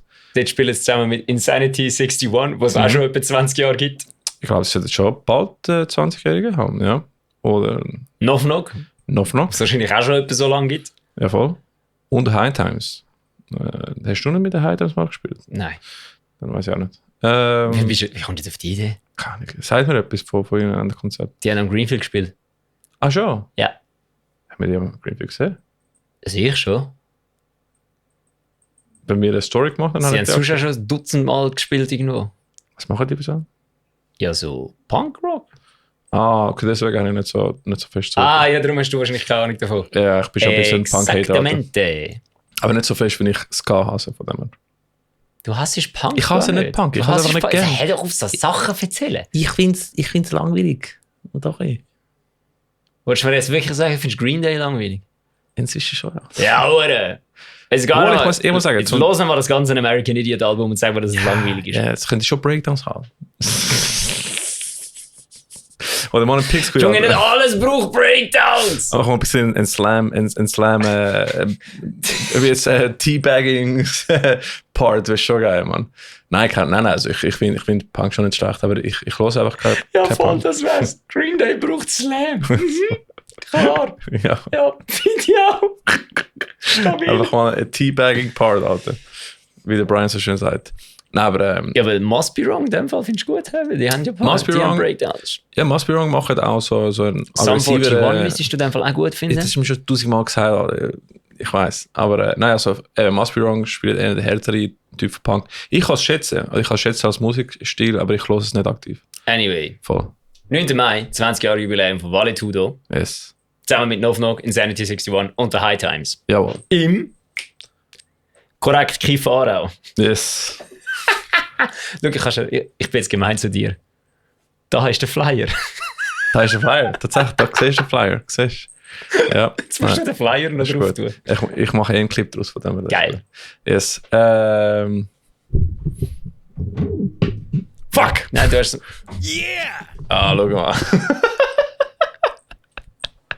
Der Rick hat extra die Oktave vom Dings eingestellt, dass er besser dran kommt. Nur, dass er jetzt wieder auf die Hinterkamera gelangt hat und dann dort drauf gedrückt hat. Ich kann eben mal einen Sticker drauf tun, um zu wissen, wo der Brian ist. Und das stimmt jetzt, soll ich nehmen. Ja, logisch. Weil ich ja Oktave Ich sehe den gemacht Sticker habe. gar nicht, fair enough. Ah, fair, ja. So ist es. Dann, was gibt's noch? Ist das nicht schon gewesen, Mann? Das ist... nein, das kann nicht gewesen sein, weil ich habe das ja gerade... Nein. Ich habe so wahrscheinlich einfach das Datum falsch aufgeschrieben. das Wahrscheinlich ist der Mai? 19.04. Aha, ist es. Das ist ziemlich sicher der 19.04. Alright. Oh, 19.04. Du hast mal confirm, please. Dann, Ich bin gerade am Confirm. Musst du nicht confirm? confirm the confirmation. Ja, ich bin dran. Sag du doch mal, was ist. Also, wir glauben, 19. April spielt Freezes Dana mit Linking Road. Hoi! Was? Der DIY-Tracker hat vorher anders ausgesehen wie jetzt. Boah, haben sie angepasst? Ja, jetzt sieht er ganz anders aus. Yo, sind sie UI-Changes am machen? 24.04. ist es. 24.04. ist es. Oh, das kommt ja DIY-Tracker, glaube ich. Ja, es sieht anders aus. Es sieht jetzt anders aus als vorher. Oder gesagt, auch, ist das so bei dir auch? Ja, Auch so. Boah, geil, das sind ja UI-Changes live gemacht. Crowdkill Reporter hat das gerade gefickt. Crowdkill Report Regel, oder? Anyway, 24. Also für alle, die sich fragen, wir haben vorher anhand vom DIYtracker.ch von Ja, voll. Crowdkill Report Konzert ausgeschrieben und jetzt sieht es anders aus als vorher. DIYtracker.ch, beste Webseite in der Schweizer Metal-Szene. Merci Cracker Report. Könnt ihr abchecken. Dort seht ihr alle Shows oder meistens von den Shows. Genau, also, und nevertheless, am 24.04. in der Midbar Lenzburg spielt Freezes Dana mit Linkin Roach. Ja, wahrscheinlich Linkin Park, Papa Roach Coverband. Wahrscheinlich. Ja, oder Lanzer. Schon böse Onkels Coverband, sie heißen einfach Linkin Roach. Ah, ist Ja, logisch ist ein Linkin Park Papa Roach Coverband. Was Okay, denn sonst? okay. Also, wenn es Keine Ahnung. irgendetwas anderes wäre als das, würde ich glaube ich hingehen und sie von der Bühne zerren. Ja, fair. Linkin Roach. Also, das muss. Ja, Hits von Linkin Park, Papa Roach, Green Day, Foo Fighters, alles. Ist Linkin Roach eine ausländische Band? 4 Legenden spielen Hymnen einer Generation. Okay, dann ist es nicht unbedingt eine ausländische Band. Doch, von Kalifornien, wow. Hell yeah. Also Headliner Freezes Dana in dem Fall. Also, sie haben sogar einen eigenen Namen gemacht. Der eine ist Billy Sean Armstrong. Oh mein Gott! Der Travis Tech Können wir das bitte auf dem Bildschirm haben, dass Okay, die Leute das okay, sehen? Weil okay. du bist ja immer noch am Filmen, Das apparently. muss ich- Nein, aber ich kann ohne Problem machen. Hell yeah. Also, gehen wir schnell Linkin Roach schauen. Das ist fucking sick. Das ist zum Beispiel, Linkinroach.com. ja, voll. Wieso ist das jetzt wieder Deutsch? Keine Ahnung. Also, Junge, er sieht aus wie der Billy Joe Armstrong auf Crack, Alter. also Linkin Roach Members sind der Billy Sean Armstrong Vocals von Oakland, Kalifornien. Weil er der Billy und der Sinister Gates ist, oder? Ja, wahrscheinlich, ja, in dem Fall. Der Travis Tech Barker. Travis natürlich weiss ich, Tech weiss ich nicht von wo. Weil die heißen, glaube ich, so. Oder okay. Der Kurt Basil Cobain, Ja. Sieht Aberdeen, Washington. Und der Chavo Theo Odagian, Bass Guitars. Aha, der macht ja den Ja, das ist das erste Mal von dem Das Bassist. ist genau. Wieso ist das auf Deutsch? Okay. Wahrscheinlich aus dem gleichen Grund wie voran. Nein, komm mal. Die haben wahrscheinlich einfach ihre Homepage auf mehrere Sprachen gemacht. Das wäre schon lustig. Nein, das ist Deutsch. Hä? Hä? Hä? Warte mal. Google. Das ist ein Schweizer. Das Agner Drumsticks sind doch Schweizer. Eben. Hä? Hä? Jetzt da, investigativer Journalismus. Das Instagram, schauen. Nein, was ist das? Das ist einfach Der irgendjemand, Alter. Rutschlinding, Alter. Alter. Ja, nein, keine Ahnung. Wahrscheinlich Schweizer schon, oder? Ich meine, Ja, sie machen wahrscheinlich so... Okay, ja. geh mal auf. Oakland, Kalifornien. Ja, der macht... Das ist wirklich Teil vom Charakter. Probably. Wahrscheinlich... Die sind noch nicht Schweizer. So geil. Ja, geh mal runter, geh mal ist zum ja Chavo. Ja. Ja, der Chavo sieht schon aus wie so ein Schweizer. Geil schon. Hat was. Ja, komm, also... Hure geil. Das ist ja funny, Alter. Okay. Ah, warte, was ist das? Geh Ostage. mal zurück. Ja, warte schon. Am Hofrock. Ja, nein, geh mal zurück, ich kann es dir sagen. Geh zurück. Ja, die Brüder sind schon von der Schweiz. Geh jetzt zurück. Ja. Geh zurück dorthin, wo vorher... Back to where you came from. Uwe, jetzt beruhig dich. Jetzt Alright. Hand weg von der Maus, Ja. Ricky. Ja. Kannst du das Bild grösser machen? Professionell wie Sau. Ja. Ich habe jetzt gedacht, anhand vom Flug ich könnte man etwas erkennen. Dort hinten hat es ein Auto. Kannst du mal reinzoomen auf das Auto? God damn it. Nein, fuck. Kannst auf die kannst du mal reinzoomen auf das Auto? Hat das eine Schweizer Zulassung? Fuck nicht. Nein, das jetzt ist ist aber... nichts. Sieht man da, kannst du mal Steckdosen aufmachen? Können wir eine Steckdose anschauen? Sehen wir eine Steckdose irgendwo? Ah, das ist ein Bild. Nein, das ist keine Steckdose. Das Flugzeug. Ja, keine Ahnung. Gehen wir rechts an die Wand, rechts hat es mehr Wand. What? Jetzt hat eine Steckdose. God damn it, nicht am Nippel, Alter. Sieht Ahnung. leider nicht. Aber ja, ich würde mal davon ausgehen, dass es Das Schweizer sind Band wahrscheinlich ist. Schweizer, ja. Weil Geil. sie spielen, wann spielen sie noch? Medbar, am Lenzburg, Hofrock, Opplingen, ja, das sind alles Schweizer Sachen. Opplingen und in Interlaken. Also, Ja, ja. Kornfinger, ja, also die Brudis, die haben uns wirklich, wir sind reingehauen. Hops genommen haben sie uns. Das war wirklich Sagt man sehr das gut noch? gewesen. Keine Ahnung. Hops genommen. Das Sagt man solltest noch? du physisch ich kann nicht helfen. Ich kann dir nach der Sommerferien kann ich Oh, dir ja. wieder, die- dir wieder Lingo beibringen von den Kids. Hure gutes Cosplay gewesen. Ich habe wirklich gemeint, die sind internationale Linking oder 20er Rock Ja, Dingsband. stabil. Ja, ist cool. Nächster Gig, Dann, Ricky. am gleichen Tag, 24. April, spielt Team Evolution, haben, glaube ich, sogar ein 10-jähriges Jubiläum, wenn ich mich nicht irre. Und spielen zusammen mit Shaver, Minus Youth, Neck, Lock, Cancel und Exterior. Wow, das sind hohe viele Bands, Alter. What the Ja, fuck? also die ganze Show. Es sind etwa 7 Hardcore-Bands, das heisst, die Show wird etwa eine Stunde gehen. Geil. Schon am Freitag, oder? Ja. Was willst du jetzt machen? Das ist schon nice. Was machst du jetzt genau? So viel, ich kann nicht gemeint, so viele Was Bands. machst du jetzt? Die Convolution Kaufmann ist, oder? Ja, ich habe es vorher abgeschrieben, glaubst du mir doch einfach. Damn. Ja, 10 Jahre Jubiläum ist es total. Ich bin Okay. nicht sicher, ob 15 oder 10 Jahre. Das ist ja sehr viele Bands. Geil. Ja, eben, sie müssen halt schauen, dass insgesamt mehr als 1,5 Stunden Musik läuft. Fair. Aber ja, nein. Sehr Dann, coole Bands. Und. Tag später, 25.04. Mhm. Unter dem Boden Belp. Mhm. Ich nehme an, das ist irgendwo in Bern Belp. Ist Keep Me Quiet, Lichterwand, Sprint, Gewaltbuffet. Mhm. Das ist ein geiler Name. Gewaltbuffet ist ein geiler Name, ja. Und dort wird HC, Post-HC und Punk Mhm. gespielt. Wahrscheinlich unter dem Boden Booking. Das ist, glaube ich, die Leute von Disencline, glaube ich. Bin mir nicht sicher. Aber ja, Shoutout, cool. Dann, am gleichen Tag spielt Kettle, beste Band der Welt. Ein anderer Anfang, what the fuck? Another Approach. Weil ein Approach ist ja ein Anfang, um etwas zu machen. Ist Approach ein Anfang? Ja, du kannst es auch als das brauchen. Approach ist die Art und Weise, wie du etwas machst, nicht? Ja, aber du kannst es auch als einen Anfang verwenden. Nicht so wüsste. Doch. Alright, in dem Fall. Another Approach, Kettle, Kate Effect. Und Also ich hätte das wahrscheinlich auch vorlesen können, damit du nicht... spielt noch Expello dabei? Ja, habe ich ja geschrieben. Wo? Dort steht, beste Band der Welt. Ah, das ist Koma separiert. Entschuldigung. Ja, ich habe logisch gemeint, ist Koma du separiert. hast gesagt, Kettle, Koma, beste Band der Welt. Ich Nein, habe gemeint, du Kettle, die beste Band der Welt. ich habe gemeint, du Und lobst eine Kate andere Effect. Art, etwas zu machen. Fair, okay. Ich habe Logisch, gemeint, du Kate Effect lobst. ist auch die beste Band Eben, der Welt, eben. aber sie haben es halt weniger auf Papier wie Expello. Alright, fair. Also, Kate Effect. Expello ist auch nur noch bis zum nächsten Wacken Metal Battle. Ja, fair. Also, Expello, Kate Effect und Another Approach in der Medbar Lenzburg. Ihr könnt Tickets schon im Voraus kaufen. ich kann Tickets jetzt schon kaufen. Voll. Gehen Sie auch kaufen? Shit, nein, wenn Kommen wir vorbei? ich es jetzt im Voraus kaufe, dann habe ich keine Tickets, wenn ich dort gehe. Ich sollte auch im Voraus kaufen. Du solltest Alright. Tickets auch vorauskaufen. Der Ricky und ich werden beide dort sein. Guter Punkt, ja, voll. Wir werden beide dort sein. Wir werden Yes. dumme Sachen machen. Ja, ein bisschen filmen, ein bisschen... Wir werden wahrscheinlich Lustig. Hm? viel Geschnorr hören. Ja, Der Niki und der Luki sind dort. tatsächlich, das ist auch nicht sehr gut. Hey, eigentlich könnte Tao uns dann noch gut spielen. Ja, eigentlich schon. Ja, voll. Ja, voll, das ist... Ohne, dass wir zwei etwas machen. Mhm.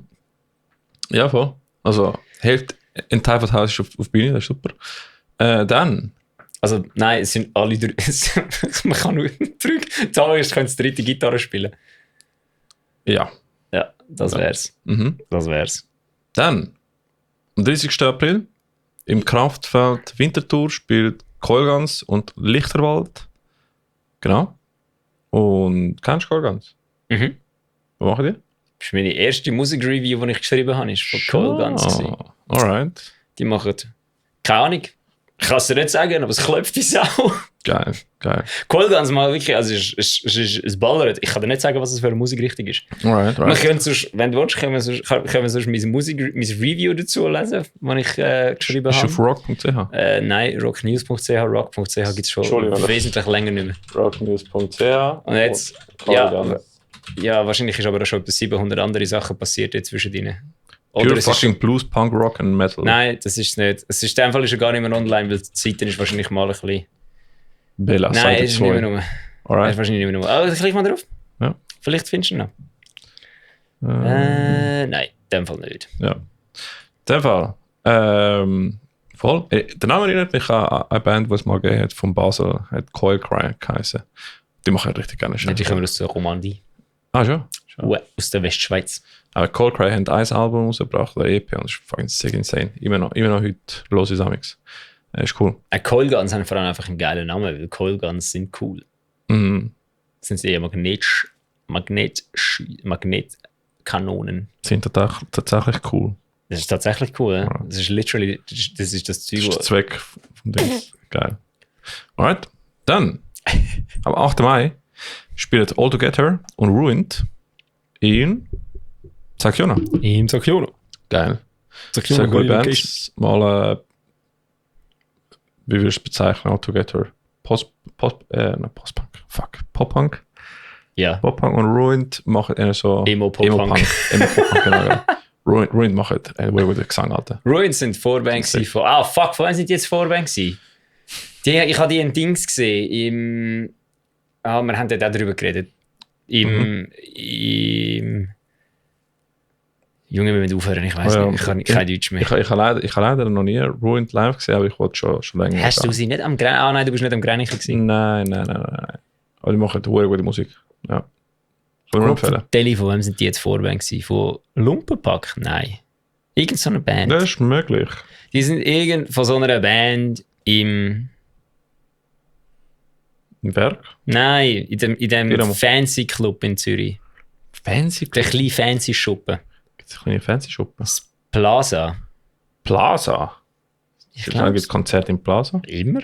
Schon. Ja, ich meine so DJ-Partys und so. Latino Night oder whatever. Bruder, Alter. Das Plaza ist doch der mit dem Vogel an der Wand. Boah, keine Ahnung. Ja, im Plaza sind hure viel so Ist im Plaza nicht Donnerstag der Studentenparty-Ding? So Keine Ahnung, aber im Plaza sind einfach hure oft noch so Heavy-Shows. Ich habe dort Schon. Quellertag gesehen, ich habe dort... wie haben sie jetzt geheißen? Die letzte Zeit immer... Fuck me! Die Vorband von Bring Me The Horizon im... Die Let Live, der Sänger von Let Live, hat doch nachher nochmal eine Band gehabt. Die habe ich dort gesehen. Oh, wie heißt die komische Band? Angine de Poisson oder so ein Scheiß. Hast du das gesehen? Ja. Microtonal Ja. Fusion Jazz. Ja, die sind dort. Wie heißt die Band nochmal? Angine de Poisson. Ja, du hast recht, das und Let Live. Wie hat die Kack-Band geheißen? Angine de Fuck Poitrine. me. Warte, ich lasse mal Angine de Poitrine Nein, laufen, hör auf. wenn du suchst, weil Nein. das passt zu dem. Nein, hör auf. Wenn wir das laufen. Und Nein, jetzt hör auf mit Engine de Poitrine, Alter. Es geht mir auf den Sack. Ich kann mich nicht konzentrieren. Geh weg mit dem Zeug. Fever 333. Für die Gang jetzt gang weg. Ricky, hör auf. Ricky, ich habe jetzt 10 Sekunden, um das Video abstellen, sonst kannst du den Podcast selber fertig machen. Das hast du so viel. Nein, jetzt, Video. Ricky, die Leute sind nicht da, zum anscheinend den Poitrin hören. Die sind da, zum uns Oh shit. Schnurren drüber. Ja, wahrscheinlich bekommen wir Copyright Strike, Uns wenn wir Schnorr hören drüber. länger laufen lassen. Gut, dann, nächstes Konzert. Wir sind noch nicht mal fertig. Weißt, wir haben eigentlich gesagt, wir machen den Also bei mir kommt nicht mehr gescheit. Also, nächstes Konzert: Stepfather Fred, Irony of Fate, Betty and the Surf Maniacs. 9.5. Schloss Schür Willisell. Ja, voll. Und sonst, ich weiß nicht mehr, ob die Musik hinter ein Aktor ist. Aber Anima noch die Suche der Sängerin. Sängerin. Sängerin. Sänger Ja, sorry, ich kann es nicht innen- gesehen. innen. Du musst natürlich das Sternchen machen, sonst sehe ich es nicht. Ist aber nicht das auch richtig mit Sänger, also nicht Slash. Oder? Ja, Egal, Sänger, das wäre Sängerin. schon korrekt, aber auf meine Distanz gesehen ist es Animal nicht. die Suche der Sängerperson. Screams und Cleans. À la Metallica, Sabbath, Maiden. Richtig breit verbreitet. Die voll. suchen ein Gesangsinstrument. Das Gesangsinstrument, genau. Und ja, das war mal vor Nummer 92 gewesen. Also von mir aus ist das ganz okay gewesen. Ja, voll. Dafür, dass wir Haben schon wir letzte gut Woche etwas gemacht haben. Ist nicht Dass schlecht. wir nächste Woche noch etwas machen. Ah, ja, stimmt. Dann Ja. übernächste Woche. Aber nächste Woche haben wir einen Gast, von dem wir das. Dann ist der Fokus schon mal Was für woanders. einen Gast wir haben. Ja. Was für ein geiles, ein richtiges Urgestein aus der Metal-Szene. Ein Dinosaurier. Fast schon ein Urzeittier haben wir dann. Ja. Ein Old Dog of the Scene.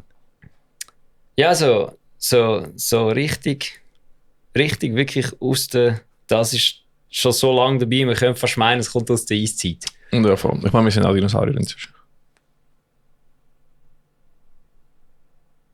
Ich komme nicht an, du musst das Outro hitten.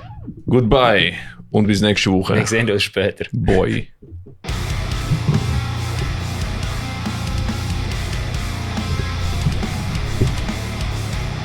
Also keine Angst, unser nächster Gast ist nicht so alt, aber ihr checkt den Witz dann schon. Tschüss! Sex. Ich habe 266 Sam ausgewählt, Alter. Wahrscheinlich auch noch eine. Schinken.